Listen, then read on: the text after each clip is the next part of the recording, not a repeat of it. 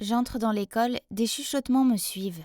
Mais est-ce que c'est juste moi ou la foule semble encore plus bavarde aujourd'hui? J'ai marché nerveusement jusqu'à mon casier et... Oh mon Dieu! Éclaboussé sur mon casier, il y avait le mot « Ado Karen » écrit à la bombe de peinture. J'ai frissonné de gêne. Entourée de rires et de visages ahuris, je me suis précipitée dans la salle de bain et me suis enfermée dans une cabine pour me calmer. Vous vous demandez peut-être comment j'en suis arrivée là? Je ne ressemble pas à ces personnes déraisonnables et arrogantes qui deviennent généralement des Karen. C'est vrai, car je ne suis pas comme elles. Cependant, je réalise comment mes actions m'ont amenée à une telle situation. J'ai été adoptée par une de ces familles riches qui font pression sur leurs enfants pour qu'ils réussissent et deviennent parfaits. En conséquence, je n'ai jamais eu de note inférieure à un A ou perdu une compétition. J'étais cette enfant parfaite qui avait trop peur d'échouer, parce que personne ne lui avait jamais appris comment fonctionnent les échecs. Mais un jour, tout a changé.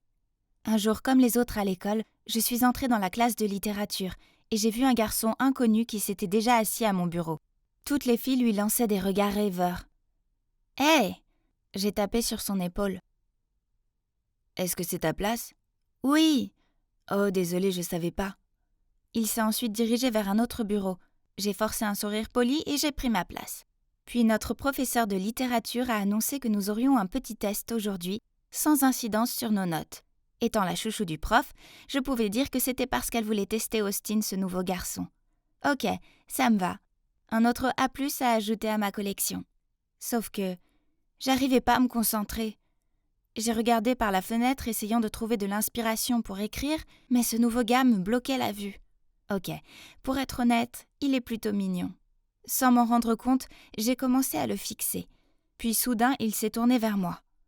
On a eu un contact visuel qui m'a fait sursauter. Oh mon Dieu, réveille-toi Catherine, tu as un test à terminer. J'ai essayé de me concentrer à nouveau sur ma rédaction, mais j'avais toujours l'impression qu'il me regardait. Bon sang, j'espère qu'il ne s'est pas fait de fausses idées. Je ne suis pas comme ces filles qui ne vont à l'école que pour mater les beaux garçons. Le temps est écoulé. J'ai rendu nerveusement mon devoir, car je savais que j'étais distraite et que je n'avais pas fait de mon mieux. Mais, peu importe, personne ne pouvait me battre, même dans mes pires journées. Eh bien, pas cette fois. Le jour suivant, le professeur m'a rendu mon travail et m'a murmuré. « Je ne sais pas ce qui s'est passé, mais ce n'est pas grave. Ne t'inquiète pas. »« Hein ?» J'ai rapidement pris le papier. « B-? Ok. Je savais que je pourrais pas avoir un A+ dans ce test-là, mais même pas un A?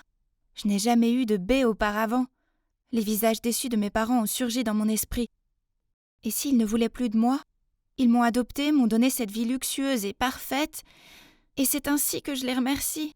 J'ai commencé à paniquer et je regardais autour de moi pour trouver le professeur. J'avais besoin de clarifier tout ça, et c'est alors que j'ai aperçu la copie d'Austin. Un A? Pas question! J'ai frappé du poing sur la table et me suis levée. Je proteste contre cette note. Il doit y avoir une erreur. Pouvez-vous, s'il vous plaît, revoir mon devoir?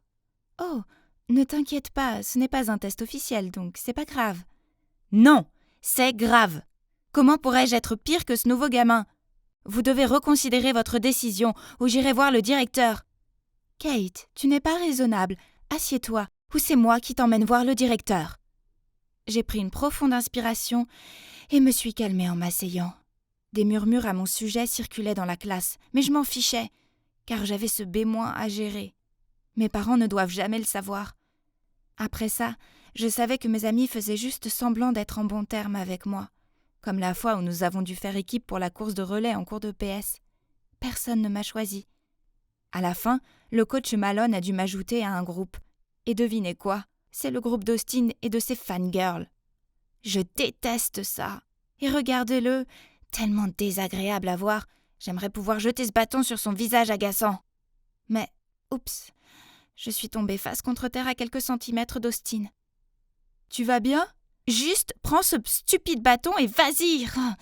Ce mec est clairement un porte-malheur. Je me suis levée en rampant, puis soudain, j'ai entendu des rires. C'était un groupe qui se tenait près des pistes avec leur téléphone à la main. Ils se moquaient de moi? Je me suis précipitée vers eux avec mes mains en l'air pour couvrir leur appareil photo. C'est si drôle! Vous n'avez aucune politesse? Relax, c'est pas... Personne ne vous a appris à aider les autres, pas à les filmer et à en rire?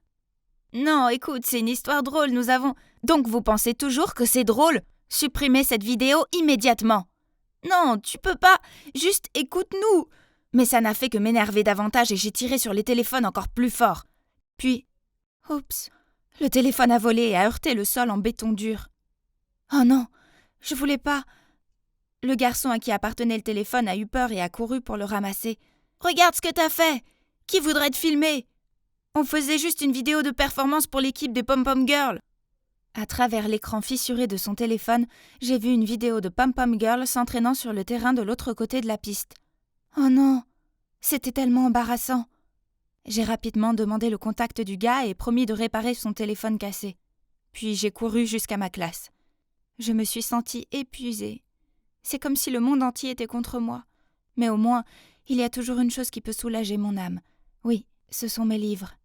C'est pourquoi, dès que je me sens épuisée, je vais à la bibliothèque de l'école pour me détendre.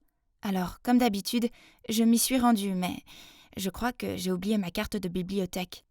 Oh, c'est pas grave. La bibliothécaire, Madame Flanderson, est pratiquement de la famille pour moi. Elle ne me demande même plus ma carte. Bonjour, Madame Flanderson. J'ai dit en passant devant le bureau de la bibliothécaire. Mais alors, j'ai été surprise par une voix inconnue. Où allez-vous? Carte, s'il vous plaît. Il s'est avéré que Madame Flanderson était absente et qu'une étudiante s'était portée volontaire pour la remplacer.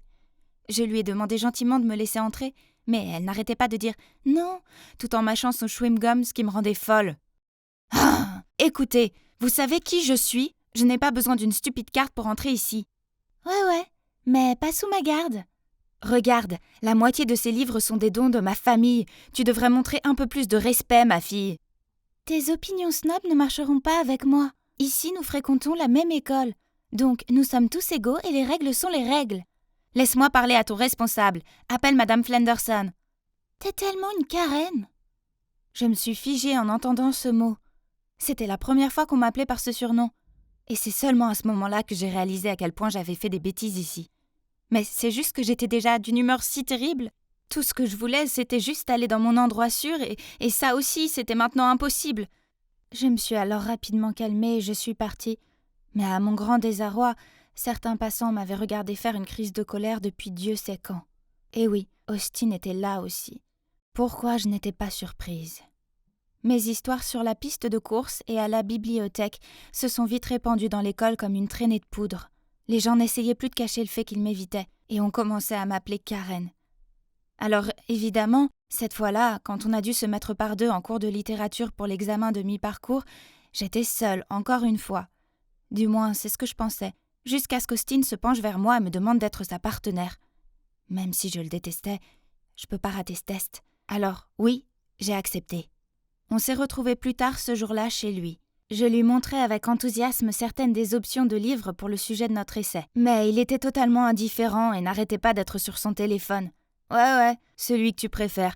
Tu t'occuperas de tout ça de toute façon. Qu'est-ce que tu veux dire? Écoute, je t'ai choisi seulement parce que t'es forte dans ce domaine. Alors s'il te plaît, fais ton truc, peu importe, je m'en fiche. Je déteste ça. Tu n'aimes pas la littérature?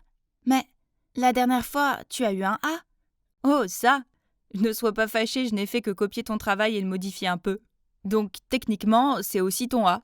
Ouais, félicitations. Quoi? Alors, tout le stress que j'ai dû supporter ces dernières semaines s'est avéré être juste parce qu'il a triché. Oh, j'étais tellement en colère. Me sentant en surcharge émotionnelle, j'ai éclaté en pleurs, ce qui a fait paniquer Austin. Qu'est-ce qui va pas? Calme-toi. Ne pleure pas, je suis désolée. S'il te plaît, arrête. Puis, à travers mes larmes, j'ai commencé à lui parler de toute la pression que je dois supporter face aux attentes de mes parents et de toutes les bêtises de Karen auxquelles j'ai été mêlée récemment à l'école.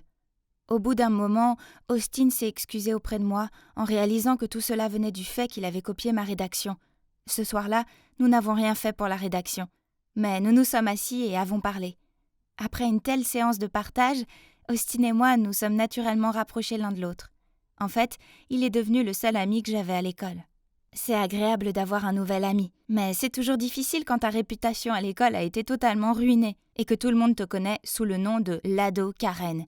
Surtout que j'avais un grand concours d'éloquence à venir. J'avais pas eu la tête à étudier, alors j'avais presque rien préparé pour le concours.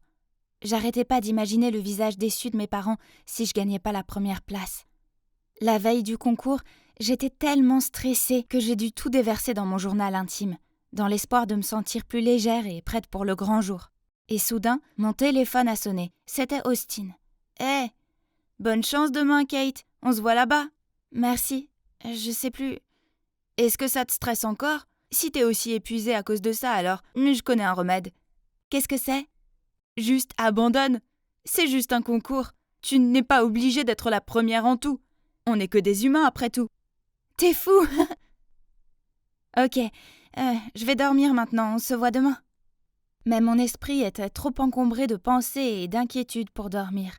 Le lendemain matin, je suis arrivée devant le lieu de la compétition. Mais j'ai hésité à entrer. Puis, soudain, je me suis retrouvée à m'enfuir en courant de ce bâtiment tout en téléphonant à Austin. « Retrouve-moi au parc Porte Ouest. » 10 minutes plus tard, il est arrivé dans sa voiture. J'ai sauté sur le siège avant puis j'ai dit « Allons au parc d'attractions. Je veux m'amuser. » Austin m'a regardé stupéfait. Puis il a souri et a démarré sans poser de questions. Ouais, juste comme ça. J'ai abandonné le concours et éteint mon téléphone pour profiter de la journée en étant juste une adolescente. Je suis allée sur toutes les montagnes russes les plus effrayantes, en criant de toutes mes forces, laissant tous mes soucis derrière moi. Au crépuscule, j'étais prête à 100% pour la colère de mes parents. Ils me renieraient probablement maintenant, mais je me sentais étrangement calme. Quand nous sommes rentrés chez moi, j'ai vu maman faire les 100 pas dans le jardin. Elle était là, attendant déjà de me punir. En me voyant, maman a couru directement vers moi et m'a serrée dans ses bras. « Oh mon Dieu, chérie, où étais-tu toute la journée ? On s'est fait un sang d'encre pour toi. »« Attends, qu'est-ce qui se passe ? Pourquoi elle n'est pas en colère ?» Puis papa a également couru vers nous dès qu'il m'a vue, tenant quelque chose dans sa main. « Chérie, je suis vraiment désolée de ne pas savoir ce que tu as traversé. Nous n'avions pas réalisé que nos attentes élevées te mettaient autant de pression. » On a peut-être été trop stricte avec toi, mais je veux que tu saches qu'on t'aimera toujours, quoi qu'il arrive. Oh, papa tenait mon journal intime, donc il savait tout maintenant. J'ai pleuré des larmes de soulagement. C'était tellement bon de savoir qu'ils comprenaient enfin mes sentiments. Et ils ont même juré de changer et d'essayer de m'écouter davantage. Ce jour-là, j'ai réalisé que mes parents m'aimaient inconditionnellement et que quoi qu'il arrive dans ma vie, ils ne m'abandonneraient jamais. Quoi de neuf, ado Karen ? Oui, mes amis m'appellent toujours Karen. Mais bon, ils m'appellent comme ça pour plaisanter. Rien de méchant ou autre. J'ai oublié tout ce qui s'est passé et tous les autres aussi. C'est plus que de l'histoire ancienne maintenant. Mais grâce à cette phrase ado Karen, on m'a rappelé de ne pas être aussi stricte avec moi-même, pour que je ne finisse pas par être une Karen de nouveau.